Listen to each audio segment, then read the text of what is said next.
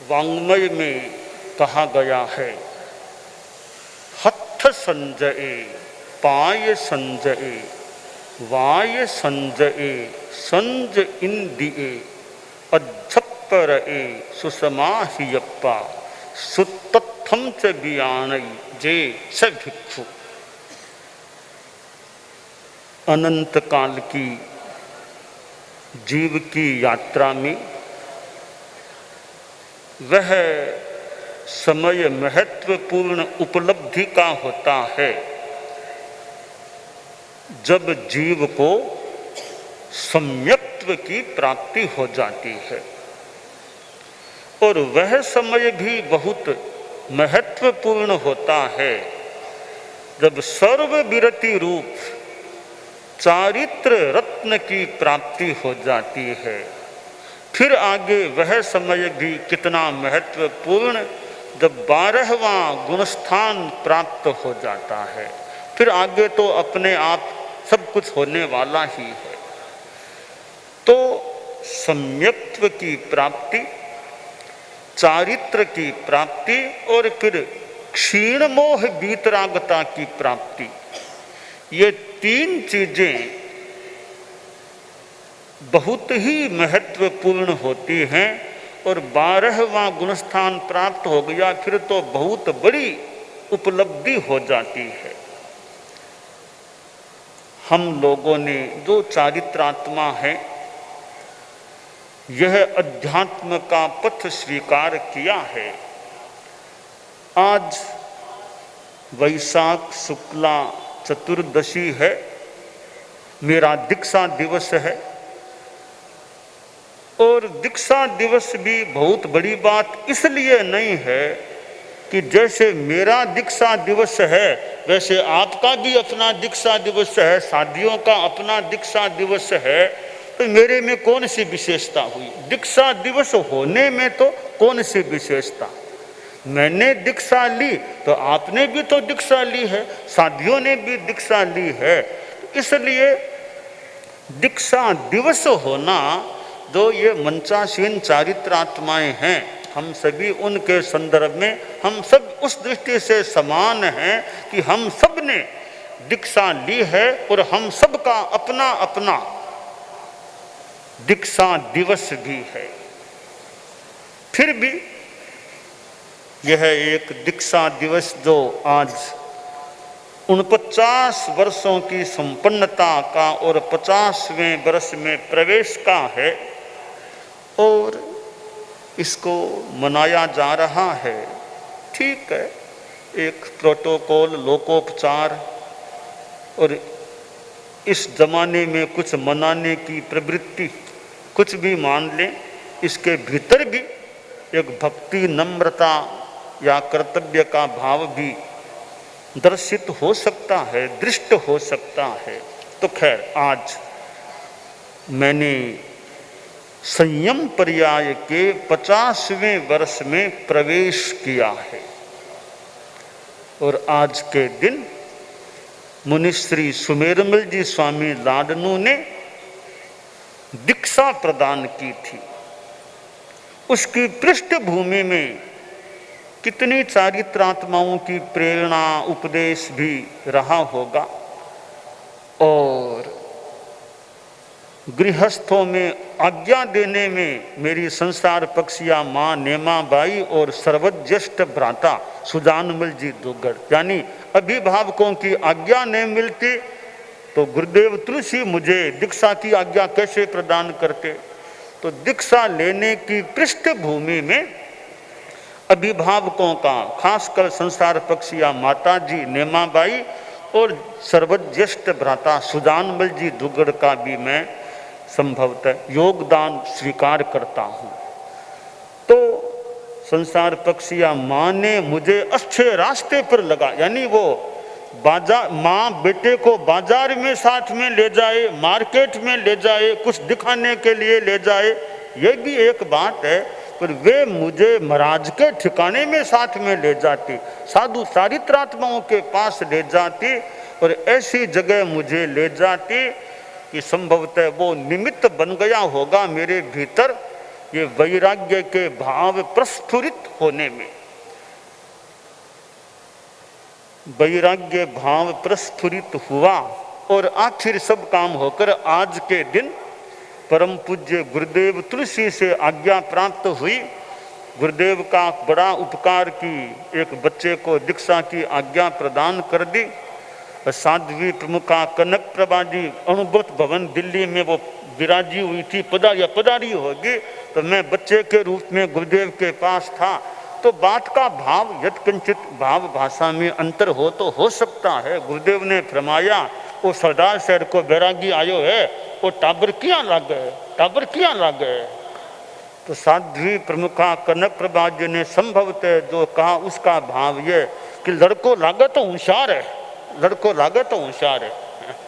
तो गुरुदेव ने मुझे दीक्षा की आज्ञा भी फरमा दी थी।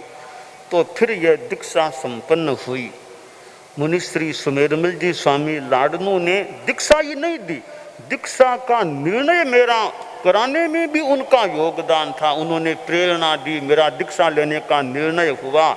और मैंने कालूगणी की वार्षिकी तिथि के दिन बड़ा निर्णय लिया अपने जीवन का, अविवाहित रहने का। मैं जिंदगी भर मैंने शादी करने का त्याग किया था। वो मेरी दीक्षा लेने की संकल्प की मानो भूमिका थी, संकल्प की स्थिति थी कि मुझे शादी नहीं करना, यानी मुझे दीक्षा लेनी है। और संकल्प आगे बढ़ा, सपने नहीं संकल्प पूरे होते हैं। तो वो संकल्प मेरा मानो आज के दिन पूरा हुआ।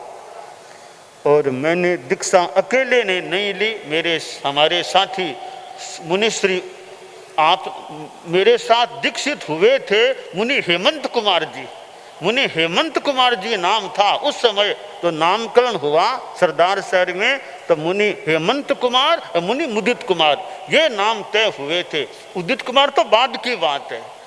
बाद में गुरुदेव तुलसी ने श्री डूंगरगढ़ में संभवतः हेमंत है साथ में उदित और नाम जोड़ दिया था कि रामायण में आते हैं उदित मुदित, तो उदित नाम और, तो यह बाद की बात है। मूलतः हेमंत कुमार जी, मुनि हेमंत कुमार जी नाम था आपका। तो हम दोनों को मुनिश्री ने दीक्षित किया।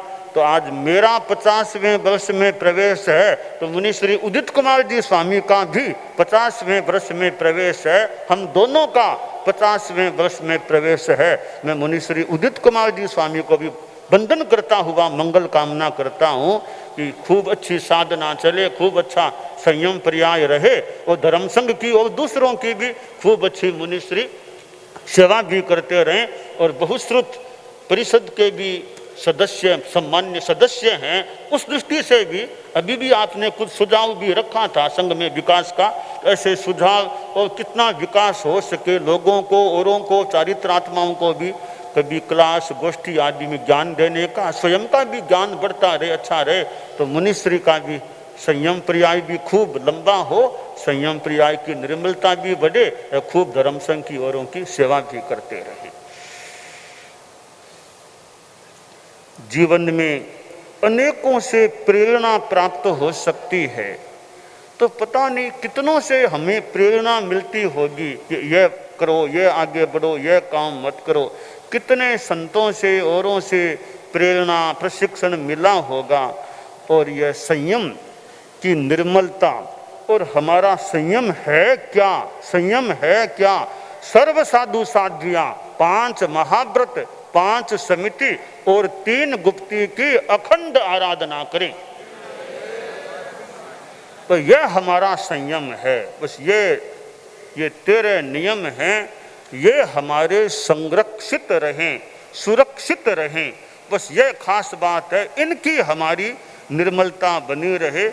हमारे साधु साध्वियाँ चारित्रात्माएँ हैं, वो कितना परिसहों को भी सहन करना। अभी भी लगता है गर्मी है, यहाँ भी मुझे भी थोड़ी गर्मी लग रही है, तो गर्मी औरों को भी लग रही होगी।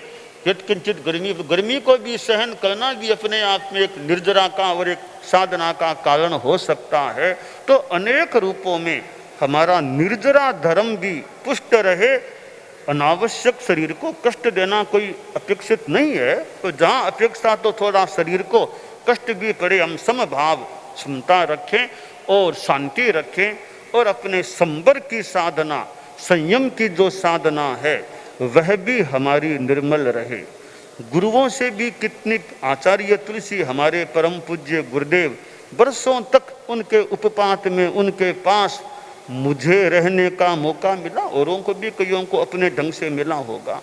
तो अब गुरुओं से भी समय समय पर प्रेरणा, प्रशिक्षण, शिक्षाएं मिलती हैं। वह भी हमारे जीवन की एक ठाती, एक अच्छी चीज हो सकती है कि गुरुओं ने यह शिक्षा दी थी, मुझे इस बात का ध्यान रखना है। परम पूज्य गुरुदेव तुलसी के पास तो बचपन से रहने का मौका मिला। आचार्य श्री महाप्रज्ञ जी के सानिध्य में थोड़ी युवा अवस्था आ गई थी, तब से उनके पास भी रहने का मौका मिला और कितना उन्होंने पढ़ाने का, वाचन कराने का और कहीं चिंतन कहीं देने का उनका भी कितना एक प्राप्त हुआ, संरक्षण, उपकार, प्रशिक्षण, प्रेरणा। तो ऐसे आचार्यों से, गुरुओं से भी समय समय पर जो शिक्षण प्रशिक्षण मिलता है, फिर आदमी खुद आगम आदि का स्वाध्याय करता रहे, पढ़ता रहे। हमें आगमों आदि ग्रंथों से भी बहुत अच्छी प्रेरणाएं प्राप्त हो सकती हैं। तो यह 50वें वर्ष में जो प्रवेश मैंने और मुनिश्री ने, उदित कुमार जी स्वामी ने किया है, तो हमारा यह संयम पर्याय है, उसकी जितनी हम निर्मलता बढ़ा सकें वह बढ़ाने का हमें प्रयास करना चाहिए। और दीक्षा लेने से पहले कितनी चारित्रात्माओं का, साधुओं का, साधियों का योग मिला। जैसे मुझे कुछ संत याद आ रहे हैं, मुनिश्री पानमल जी स्वामी गंगा शहर, उनके भी संपर्क में रहने का मुझे मौका मिला। उनके वो सरदार शहर में जब थे, दुलीचंद जी स्वामी के साथ उनके भी संपर्क में रहा। और मुनिश्री सुमेरमल जी स्वामी लाडनों के साथ मुनिश्री सोहनलाल जी स्वामी चारवास थे, उनसे भी तत्व ज्ञान सीखने का ऐसे मौका मिला।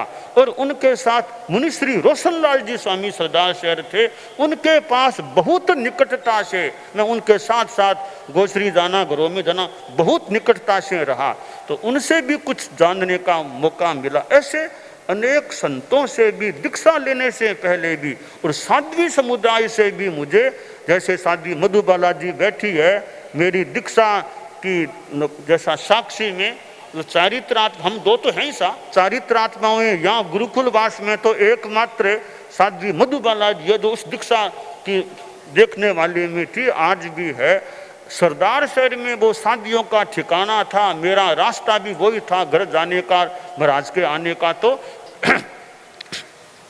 साधियों से भी संपर्क होता, अनेक साधियों ने कुछ प्रेरणा, कुछ सिखाना करने का काम पड़ा होगा।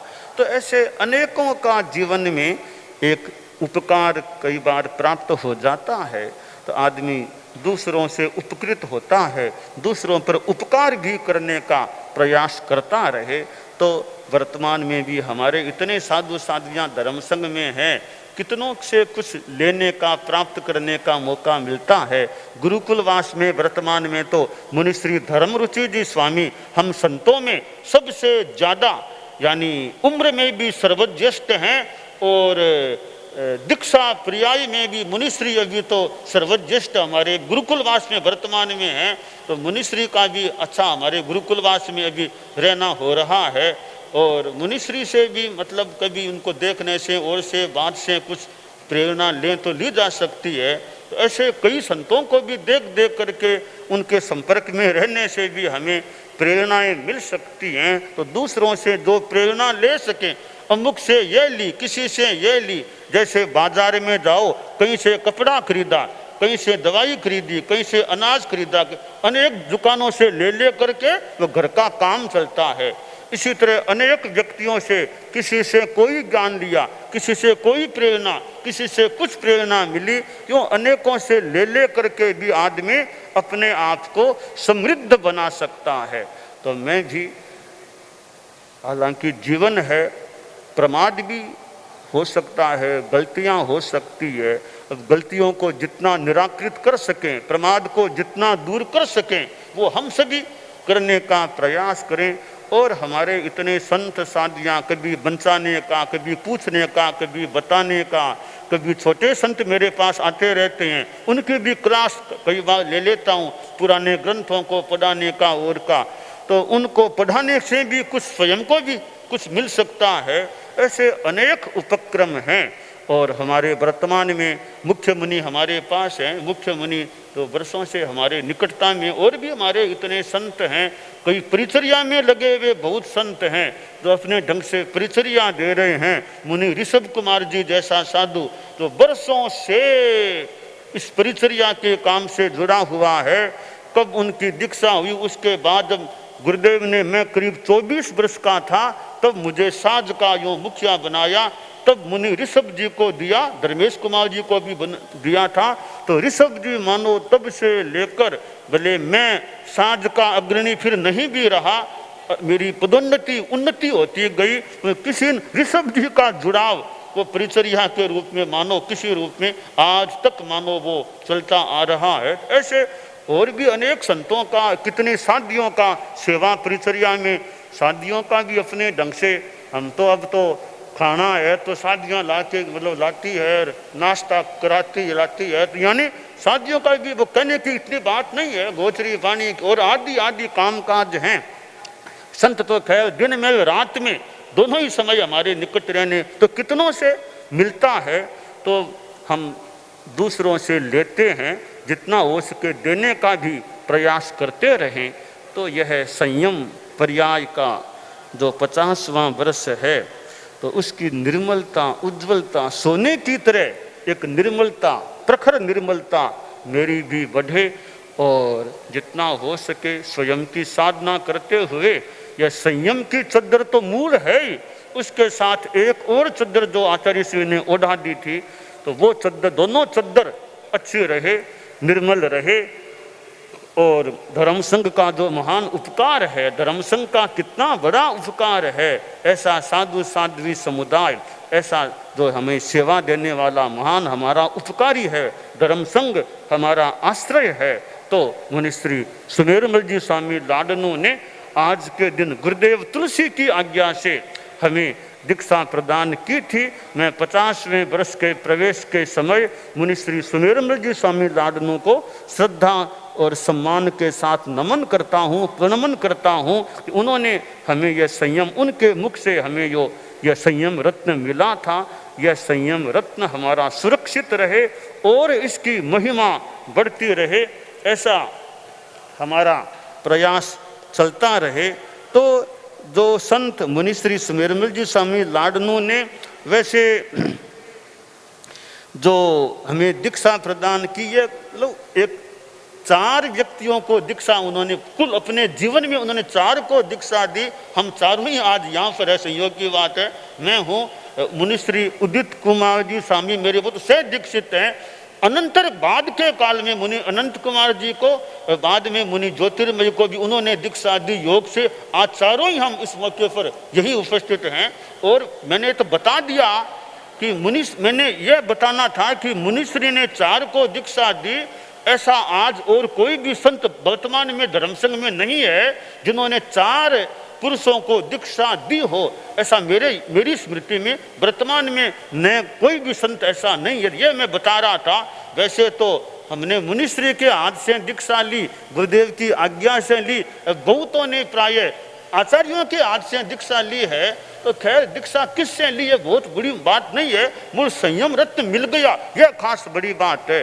दीक्षा किसने दी यह बात गौण है, दीक्षा किसने ली यह खास बात होती है। तो हमने दीक्षा ली, हमें संयम रत्न प्राप्त हुआ, यही खास बात है। दीक्षा देने वालों का उपकार पर दीक्षा ली वो खास बात है। तो परम पूज्य आचार्य तुलसी, परम पूज्य आचार्य महाप्रज्ञ जी को तो साक्षात देखा, और महामना आचार्य भिक्षु से संबद्ध इस धर्म संघ में हमें दीक्षित होने का मौका मिला।